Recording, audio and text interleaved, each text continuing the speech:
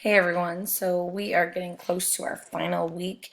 We are in week 10, which is May 25th through the 31st.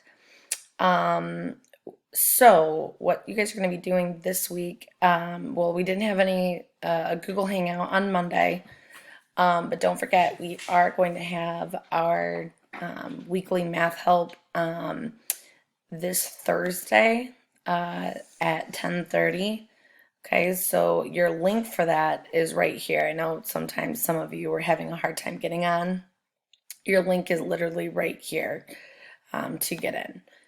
All right, so the first thing I'm going to give you is the lesson this week on box plots, and you'll have to, follow along like normal in your book. And then, just like always, you have your bookwork. Not many problems, but make sure you're showing all your work for those problems that it's asking you. And then you will have to also complete Khan Academy. There's 12 different assignments this week.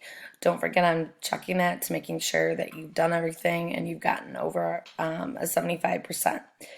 All right, that's pretty much it. Pretty easy week. Hope to see you guys at our meeting, our math help meeting on Thursday.